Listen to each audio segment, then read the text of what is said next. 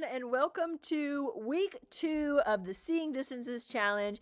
I'm super excited about this because this is our rider critiques video. And the cool thing is, I got some videos from a variety of different riders at different levels. So, for example, we have Cindy, who's already jumping in the 130s.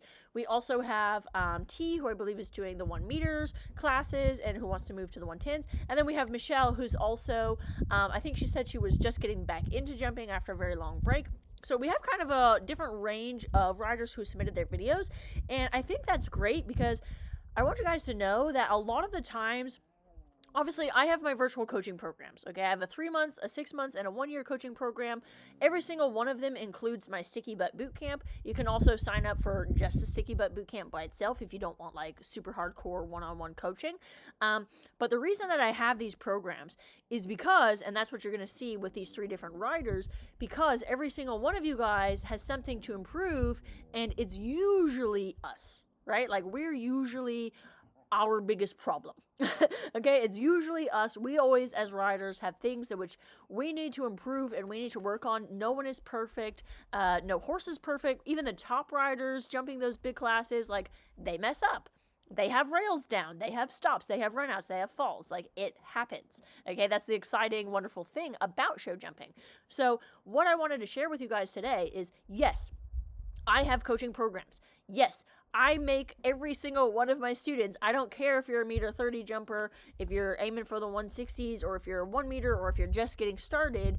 I don't care if you're an endurance rider or a polo player, okay? I know this is the Show Jumping Seeing Distance Challenge, but I've worked with a variety of riders in a variety of different levels, countries, cultures, you name it. I've done it. Okay, and the reason that this system works and the reason that I have these programs is to be able to help you because I can solve all of these problems for you. I can. Okay, that's why I created these programs. So I'm not going to be shy. I am going to, when I'm critiquing these riders, I am going to tell you which program I think you should sign up for. Okay, personally, I would love to see all of you guys in the 3 months coaching bare minimum, just because I get to spend most of my time with those who are in the 3-month coaching. But bare minimum, Sticky Butt Bootcamp for every single one of these riders. Okay, every single person who's watching this video, who's ever not done Sticky Butt Bootcamp, like, you need it. It's kind of a non-negotiable requirement. Everyone needs it. I call it Sticky Butt Bootcamp, and some of you guys are like, well, I don't need a sticky butt. I haven't fallen off for 3 years. I called it Sticky Butt Bootcamp, okay? But look, it's about you, right? It's about rider balance. It's about getting the correct muscle memory. It's about getting you to kind of level up so that you can be the level your horse needs you to be for the jumps, for the course, or for whatever sport it is you need to do, okay? So that's what I designed and created that program for. So I'm just going to throw that out there, every single one of you. I'm just going to tell you, you need our Sticky Butt Bootcamp. If you're not okay with me telling you that, like, I can't help you. I'm a coach. I designed this program. It took my entire lifetime. I've been in this industry for almost 20 years now. Almost 20 years now I've been in this industry. I've worked with so many different riders and horses from all levels, all walks of life, and it's the solution to every problem. It is. I have the solution. I'm not going to be shy about it. It's there for the taking if you want it, if you actually are serious about improving it. The other thing I'm going to say is, whatever you've been doing up until now, okay, because I know my methods and my system is very different than many of you guys who are already taking riding lessons with Coach. I am a little bit different. First of all, I'm the only person on this planet with my FEI level 2 from the USA, North America, UK, Canada, any English-speaking country. I'm the only one with this piece of paper. And the reason why I have this piece of paper and no one else on the planet has that is because I got FEI coaches who are FEI level 3 to certify me. Okay, I got them to watch me. They tested me. They didn't teach me how to do it, although I trained with an FEI level 2 coach for over a year. But they were testing me, right, to make sure I'm good enough and I'm worthy enough to get this piece of paper that I am FEI kind of certified. I'm the only person with this. So you can drive 1,000 miles in every direction in North America. You will not find somebody with this piece of paper. So I know already that if what you were doing before was working for you, you would already be there by now. Okay, so I want you to kind of listen to the feedback and have a little bit of an open mind, because I am going to be a little bit direct with some of you guys, and it's going to sound very tough-lovey for some of you. I do mean it in a place of love, but unfortunately, I have to kind of be the bad cop, okay, because I am in that position where I can actually point out things that you guys need to improve and you need to fix.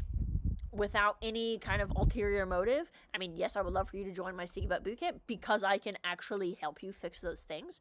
But other than that, I mean, I have no motive. Okay, I'm here. This is my free time. I could be doing other things right now, but I decided to do this challenge for you guys so that you could actually see that I'm a real person. I know what I'm talking about. I'm not some stranger danger on the internet, but I'm actually qualified to be able to help you, and I have the systems and program and coaching programs to do that. And again, if what you were doing was working, you would already be at your goals by now. Okay, I don't know how many years you guys have been trying to achieve your goal, but if you're not at your goal and you've been trying for a little while, that might be a clue and a red flag for you that you need to kind of try something different. Okay, they say the definition of insanity is doing the same thing again and again and expecting different results. So I'm here. I have Sticky Butt Bootcamp. I have my coaching programs. I can help you. I've helped thousands of students. Just wanted to throw that out there. I'm going to mention again in these critiques for any of you who are actually interested or curious, what you need to do is book a one-on-one strategy call with me. Okay, the strategy call is free, but don't waste my time. Okay, it does it's free, but obviously this is not a coaching call. This is for me to kind of get to hear your story about your horse, about you, about your challenges, your goals, really get to kind of figure out more about you so that I can recommend our best training plan for you and your specific needs. Okay, so yeah, please don't just book the call because you want to talk about horses for an hour. I have other things I could be doing. Okay, but that free one-on-one strategy call is there for you guys who are a little bit more serious and who recognize that they need a coach and that they need to do something different in order to get different results. Okay, so throw that out there, and now let's go ahead and dive into our critiques. Hello, Michelle. Okay, let's get right to it. So, yay, in the beginning, you are doing your little half moon warm-up exercise, which is in our workbook, and I really wanted everyone to send me a video of them doing the warm-up for this reason, that, and you can see it here in the very first one, you have some difficulty doing it on this direction, okay? And I actually, because I've already watched the video, to the other direction on this side, you're actually doing it really well, so you kind of halt, and then you ask for the turn here. You can see he really crosses over with that front leg. He's even kind of almost spinning around the hindquarters, which is really lovely. And then you have a nice active forward trot. So that's all looking really well. But then again, on this side and in this direction, it starts out kind of okay. And then it kind of, you have to sort of pull him around there a little bit, if that makes sense. So the first one, you didn't really do it at all because he kind of walks in a little circle here. So you can see that you kind of start and then he kind of gives up, or you give up, or both of you give up, and then you just kind of walk a little circle. And then for the second one, okay, so that was the really nice one. So we'll see the second one again. For the second one, obviously you improved it from the first one. You sit back in the saddle, you ask for the halt transition, that all looks really nice, and then you start to get it, and then he kind of gets sticky here and struggles. He's even kind of tossing his head a little bit and kind of bringing it up a little bit. So you can see that you just kind of lose it a little bit more on this side, or you're struggling a little bit more on this side. So the reason that I wanted to kind of point this out and be able to see your guys' warm-up is for that reason, that this exercise, because some of you might watch this exercise and you might think like, well, what does that have to do with jumping, Crystal? Like, I just want to jump. But it has everything to do with jumping, because how you do anything is how you do everything. And if there's holes in your warm-up, you can be sure there's going to be holes in your course.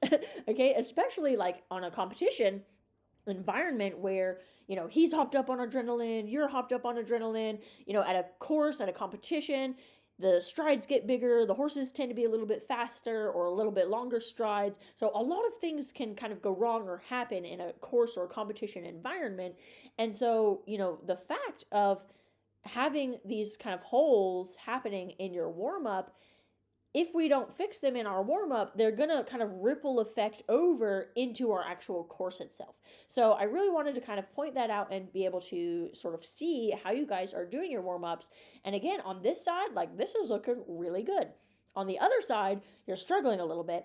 So that means either one of two things, or maybe it's both. Okay, one, it's either you. So you in the sense of maybe that right rein or that outside rein is not doing its job correctly. Okay, I do see you using that outside rein, and actually at one point here, I think you're kind of pulling him over a little bit, although I can see you dropping your shoulder there and leaning. You're kind of losing your balance here, actually, so there's definitely some of you happening here, but also some of it could be him. maybe on that side, he's not as fit, or he's not as flexible, or he's lacking the muscles on that side compared to the other side. So it might be you, it might be a combination of you and your horse, but either way, it's something to kind of address and kind of pay attention to, especially in your warm-ups and going forward in relation to your courses and how they're kind of manifesting in your courses. So again, thank you for sending that warm-up exercise. This was a really good example of that. And as far as the trot quality, I mean, his trot looks pretty nice. He's nice and calm and chill, keeping a nice easy stride.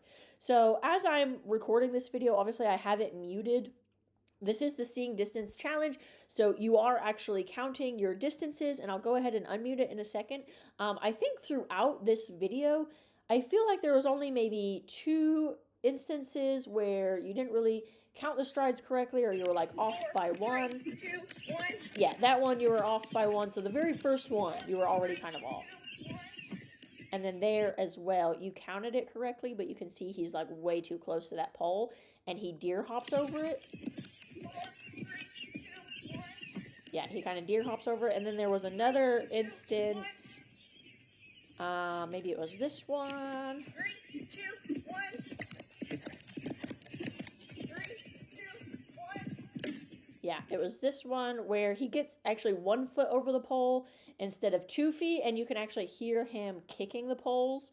So that means that he was actually a bit too long to the pole. So although, again, you're kind of counting it, you didn't actually set him up correctly for the pole. If this was a jump, he would have struggled there. Like, you would have had a pole down. 3, 2, 1. 3, 2, 1. Yeah, you definitely would have had a pole down if that was an actual jump and this was a competition. Okay, so these little tiny minor details, this is sort of what I'm looking for when I'm watching the videos. Let me go ahead and press play again.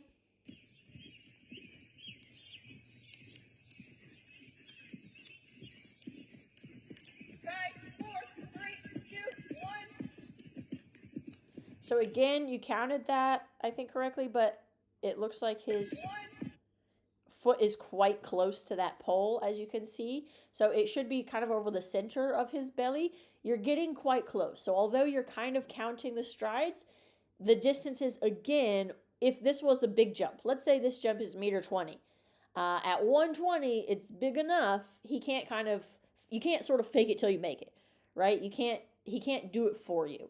And that's where a lot of, especially amateur riders, when they start jumping, they kind of are able to sort of get away with some of the exercises while they're poles or while they're, 1 meter or less.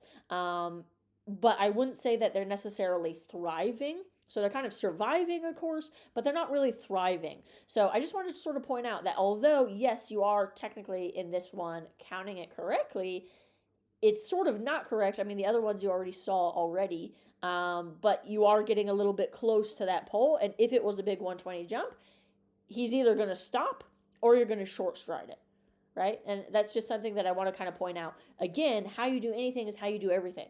So we need to be able to set our horses up for success and be able to ride correctly while there's still poles on the ground, so that way later when we bump it up and we turn it into jumps, we're actually setting the horse up for success and having a successful course. We're not getting poles down. We're not getting ourselves in a situation where the horse might stop or run out or, jump long or short or all that good stuff. Okay?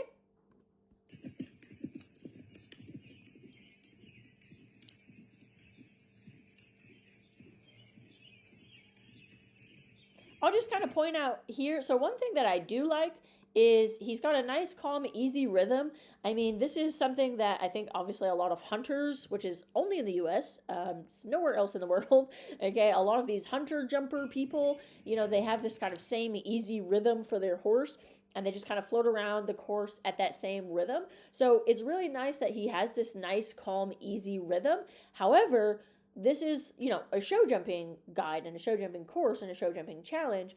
I don't know if you're interested in doing jumpers, but I will just say the nice, easy rhythm, perfect. I definitely don't want to complain about it, but I do want to point out that in a jumping environment, I need to see some adjustability. That doesn't mean he needs to run or race or, go out of control or even lose gait and get really lazy and start trotting. But what I need to be able to see is that you can adjust. right? You can lengthen, you can shorten, you can go a little bit quicker, you can go a little bit slower. It's nice to kind of cruise around the course in a nice consistent stride, but also when you're setting up your course in a show jumping environment, it might say 5 strides from fence A to fence B, but does that mean it's 5 perfect strides? Probably not, because in a show jumping course, the course designer, they want rails down. They don't want everyone to make it to the jump off. They need an exciting show, right? It's called show jumping. You're putting on a show. So the whole point of the course designer is to try and trick you and try and mess you up. So they might play with that 5 strides a little bit to make you boogie, right? They might make you have to speed up a little bit and lengthen those 5 strides, or they might make you slow down and get, super short 5 strides. Okay, so I need to be able to see like a little bit of adjustability. So I wanted to point out that this is really nice. I really like that he has a nice, calm, easy rhythm, that he's not racing or running or out of control. But I would like to see a little bit more adjustability because, again, he's getting quite close to the pole with his hinds almost every time. And look at this. This is a pole on the ground. Like, he can step over this. Okay, he can step over this, but look how forced down his head is right here. You have so much contact with his head. He needs to be able to see his jump. He needs to be able to lift his head up in the air, see his fence. He needs to be able to see what he's doing. And right now I just see a horse that's riding around in a kind of dressage frame, but unnecessarily, with his head down and an awful lot of kind of forced contact, let's say. There's a difference between contact and there's a difference between pulling, and you're definitely pulling.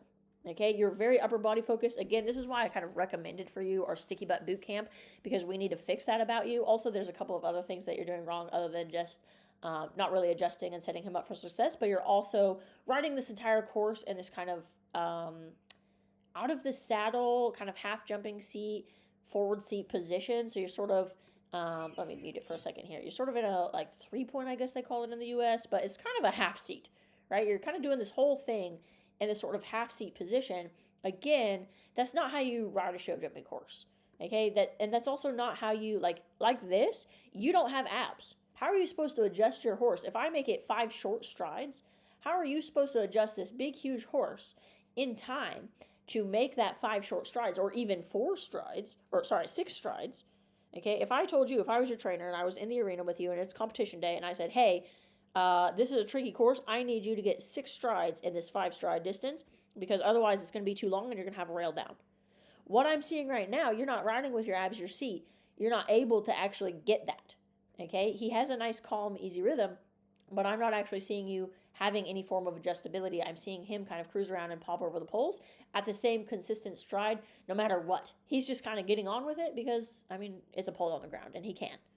Okay, but again, if this was a course and this was a, let's say at height, I don't know what height you're jumping, I forget exactly, but if you're jumping, a meter or plus, you're going to struggle.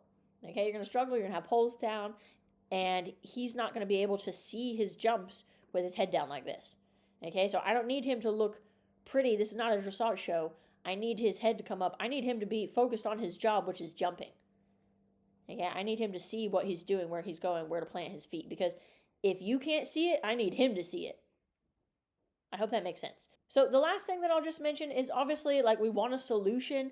I already kind of pointed out to you, wow, you can see how behind the bit he is here. I think that's him avoiding your reins because you're so used to kind of pulling on him, or he's so used to being pulled on, that this is just kind of something that he's sort of adapted to avoid you, or to be able to just kind of get on with life despite you. But the thing is, I want you to survive. I don't want you to just survive a course. I want you to thrive in a course. And that's where, in my opinion, you need our Sticky Butt Boot Camp, because I need you to sit in the saddle, ride with your abs, stop riding with your reins, because this right here is telling me that you're riding very much with your reins and not with your seat and your abs. And I need you to kind of take a break from the poles and the jumping for a while and sort of focus on you, because I don't see any issues with your horse. Every issue that I'm seeing is really you focused. It's very rider focused errors. And that, again, is something that we all solve in our Sticky Butt Boot Camp or our 3-month coaching, whichever one you prefer. But that is what my best recommendation for you would be, so that we can actually hone in and fix this issue. Okay, so thank you so much, and I can't wait for your next video. Hi T, okay, this is you doing your warm-up. Now I've already had a watch of this video, so obviously our week 2 was the half moons, and I just want to kind of say, I mean, you're not doing them in this video, and in this whole video, I mean, it's a very short clip, but essentially, like, you're not doing them. Okay, here you make a halt transition, which is nice, but then you clip it out, so I don't actually see you doing the actual half moon exercise. So it's very hard for me to judge whether or not you're doing it correctly, because obviously I can't see anything. And then here, of course, you're cantering around, which was not part of the warm-up at all. So yeah, the reason I wanted to point this out, even though you're not actually doing our warm-up the way that we map it out, I wanted to point that out because, like, we have the guided audio. You can literally just press play on your phone, listen to it. I give you the exact instructions. There's no reason for you to try and figure it out on your own, because obviously you're not doing it correctly. So why not just do the audio lesson? Like, I really don't understand why you wouldn't even try it. I mean, there's a free trial, but worst case scenario, you pay for it and it's all of $27. Like, it's really not worth, I mean, how much are you paying for a riding lesson? This person who's standing in the arena there, you know, telling you things, like, how much are you paying for her time? I mean, $27, and you could take as many audio lessons as you want that month. Like, I'm just not seeing the downside here. Okay, so the biggest thing I'm seeing, the reason I want you guys to do the warm-ups and take them a little bit seriously is because in this warm-up, you are just kind of floating around, and I don't actually see you achieving anything. The whole point of a warm-up is to kind of push those buttons and see if they work. Because if you can't get the buttons working in your warm-up, they're not going to magically start working when you go to jump or when you do your course. So I need you to kind of take your homework seriously, take your warm-up seriously, and kind of put in that work. And as I said, you know, if you don't know how to do the warm-up, do the audio lesson. Like, why not? Okay, it's really so easy. You just press play. I explain everything to you. You don't have to guess or wonder how or if you're doing it correctly. But anyways, I just wanted to point that out to you and do with that information what you want. Hi T, okay, this is you doing a course, and let's go ahead and dive in. So you mentioned to me already in your comments that this horse is a standard bred, so he instinctually wants to trot over the jumps more so than canter. At least that's the story that you're telling me. From what I'm seeing, you know, first of all, a sport horse, like a warm blood, Google any video of any sport horse here in Europe. I mean, they can jump a 1.10 meter fence in trot. Okay, physically, it's not that hard for them. Obviously, he's a standard bred. He's not a sport horse, but he's kind of chunky. So him trotting over these jumps, like, it's not an issue for me. Obviously, this is the Seeing Distances challenge. So, you know, I want that you can count strides, although this video has no audio. So obviously, you're not doing the exercise. But for me, him trotting, that's not the issue.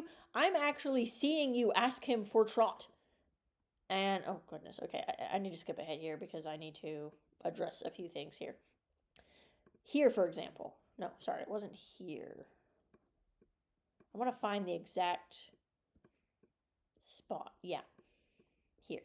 You're going to see you asking for the trot. He jumps in and canter, and then you are pulling on the reins, asking him to trot. That is not him being a trotter. That is you. Watch your hands. You even have your legs in this super forward position. You're basically bracing against him, asking for the trot. Okay, I can see it. So him trotting there had nothing to do with him being a standard bred. I don't know who's telling you this story, but that's not why he trotted there. Because guess what? He cantered to this jump just fine. Okay, he also cantered to your first jump. So he can't, or sorry, not the first jump, the second jump. You trot that one, and then you canter. No, not that one. You canter here. At some point, I see you cantering. Okay, at some point in this video, you canter. So I don't really care about that. If you're pulling on his face, asking him to trot, that's on you. That has nothing to do with what his breed is. I just wanted to throw that out there. The other thing is, this is really annoying for me because you're a stranger to me. I get it. You haven't done any of my coaching programs. You have no trust or love for me. I'm just somebody on the internet, right? I get that. But I really hate the fact that I have to kind of play bad cop, right? I have to play bad cop. Your current instructor is good cop and I'm bad cop, unfortunately, right? Because they're in person and I'm on the internet. Okay, I get that. That's the position I'm in.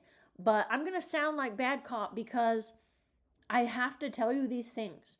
Okay, I need you to see what I'm seeing because what I'm seeing is somebody who is surviving a course and not thriving. Okay, this is the video of someone, I mean this, right? The distance is bad. He could have stopped there, but it's small enough that he decided to go for it.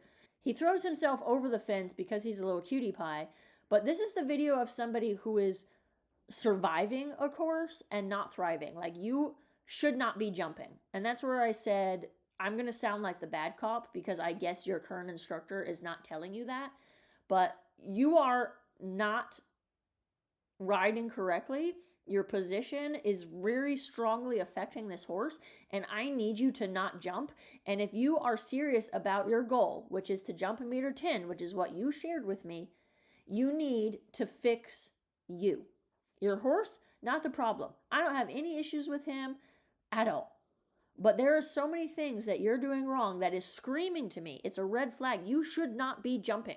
I don't know what your coach is telling you, okay? But you should not be jumping. I get it. You're paying them money to let you jump. But as a coach, if they were responsible, they should tell you that you should not be jumping because what you're doing is so many dangerous mistakes, so many beginner mistakes that this is not safe. And that's why I'm being bad cop and I'm getting super emotional about this because I need you to take my words seriously. Okay, you should not be jumping. You are struggling. This is a sloppy course. This looks sloppy. This is not the video of somebody who is jumping 1 meter. Okay, you should not be jumping 1 meter. You shouldn't be jumping these, and these are baby jumps.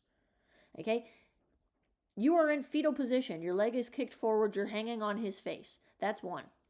When you come around this corner and you mess up the distance to this fence, I mean, you're a passenger here. You're even here. You're sitting back. You're in braced position. You're jumping the jump before he did. You're already in jumping position. He decides to jump, but if he had stopped there, you would be in the dirt right now. You would be in the dirt. You would fall off. And man, this sounds really tough love, and I get it. But I need you to take my word seriously. What you need is our Sticky Butt Bootcamp, period. You need that. I don't need you to need it. You need it. You need to fix this. If you want to take your goal seriously, we need to get you to level up and become somebody who is capable of not surviving, but thriving over a course. Okay, over a course at this height, at 1 meter, at 110, which is what you told me your goal is. Okay, I need you to want that. Otherwise, no one can help you.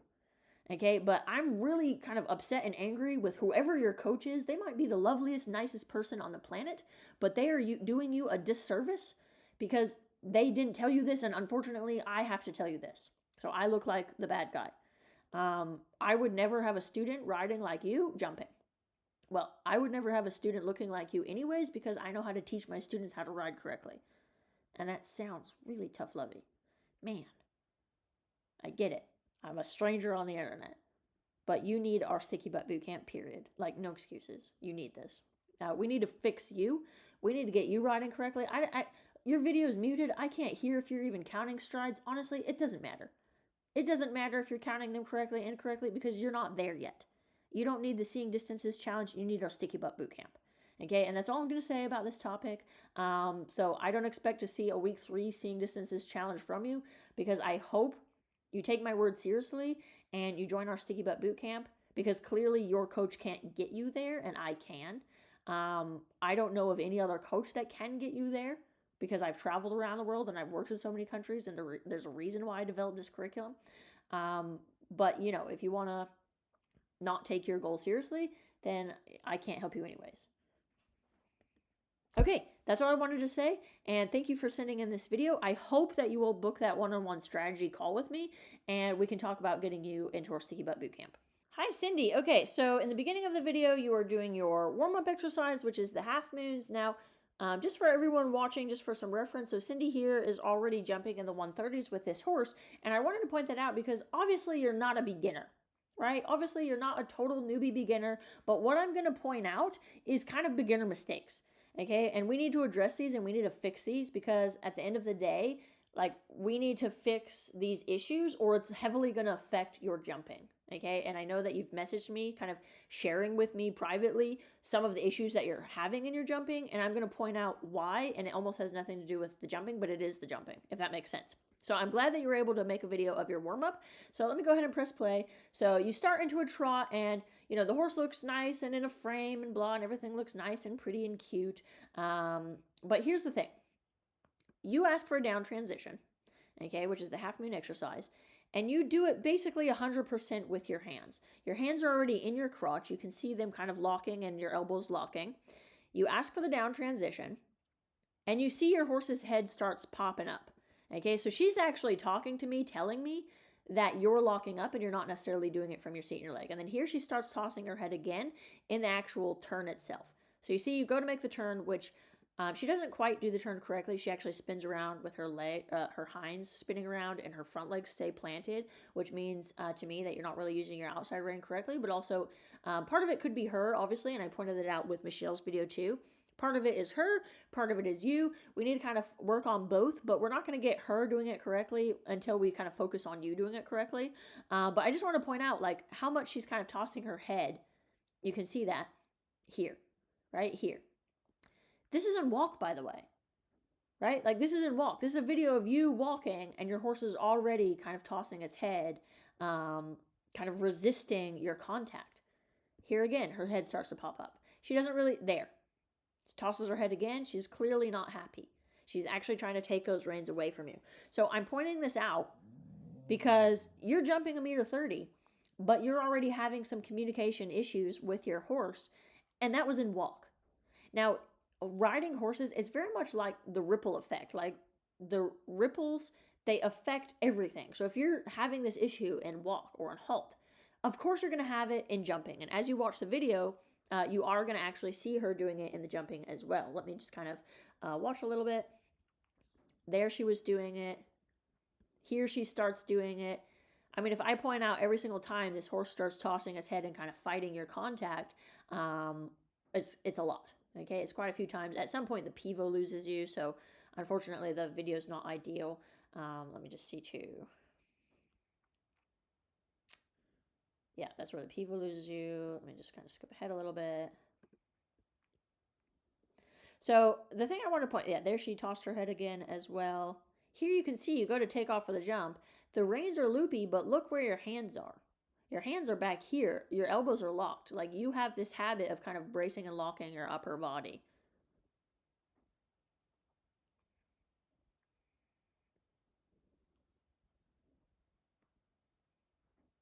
Yeah, there she starts tossing her head. Basically, for that whole combination, she's tossing her head, right?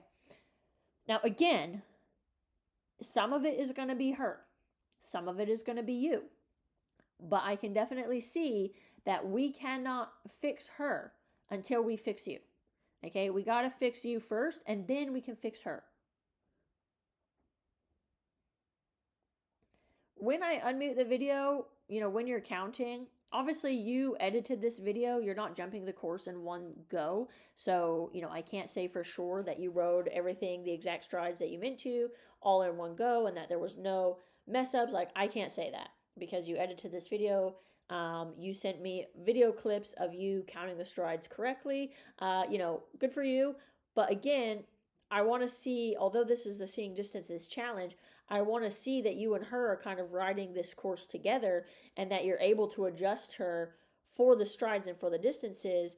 And although the jumps are small and obviously you're able to do it and you're able to count those strides, I need to see that it's actually going to work in the sense of when those jumps get bigger, you're not having these little kind of beginner mess ups, which is happening here and which is happening throughout your course. And there's a couple of times where, and I don't know exactly where, but when I was watching this, there was definitely a couple of times where, although again you were kind of counting correctly, she was either a little bit long or a little bit close to the jump.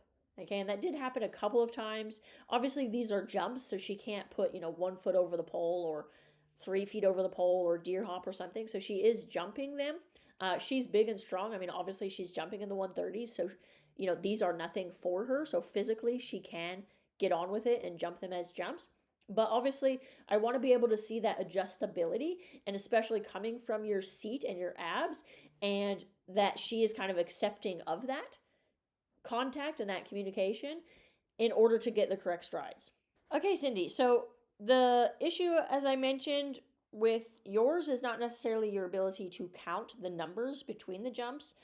It's more so around related to getting you and her on the same page and having actual communication and contact where she's not fighting you and you're not fussing with her, and you're actually riding more so from your seat and your abs and not from your hands. That's the biggest issue that I'm seeing, and it is going to manifest in your jumping and pulls down, because I did see in the videos you sent of you jumping a course how you were getting a lot of distances super close to the jump and she was kind of saving you, which, I don't want that to happen, because that's kind of an unsafe, dangerous situation. You're not going to be able to jump bigger if that's the case. I need her to not be fussing with you. I need you to not be fussing with her. And I need you guys to not be, jumping close to the fences. And I need you to set her up for success. And that's going to come from being able to ride with your abs and not so much from your reins. Okay, so that's the biggest thing for you. And again, that's kind of our Sticky Butt Bootcamp, where we were talking about the first 3 months of our coaching, where we're going to be focusing on you. I don't think it's going to take you very long, because it's mostly your upper body and getting your abs working. I think it's not going to take you very long. We're going to get you in and out of that pretty quick. And then from there, I want to start working on her, on your mare, on getting her to kind of accept that contact a little bit more and start challenging her a little bit more with this adjustability and being able to listen to you and kind of trust you and respect your decisions that you make for her. Okay, that's it for now. Thank you for sending this video, and I can't wait to see you in week 3. Remember to book your one-on-one strategy call with me. Even if you're, there's no pressure, by the way. I'm not a used car salesman. I don't force people into my coaching programs, because that's not what I'm here for. I'm here to help you, and I can't help somebody that doesn't want help. So that's why, I don't want to work with every person that I talk to, right? I only want to work with people who actually want help and are willing to put in the work, because I'm like Mr. Miyagi and the Karate Kid. I'm going to tell you wax on, wax off. I'm going to make you work. I'm going to make you do some hard work, some hard stuff. And I don't want you to book that call if you're not willing to put in the work and do those hard stuff in order to see results and in order to commit to the process and the program. So for those of you who are actually dedicated and committed and interested, please book that one-on-one strategy call with me. I would love to talk to you, get to know a little bit more about you and your horse, and see if we are a good fit to work together. So thank you so much. You can find the link somewhere. Okay, and I can't wait to talk to some of you. Bye.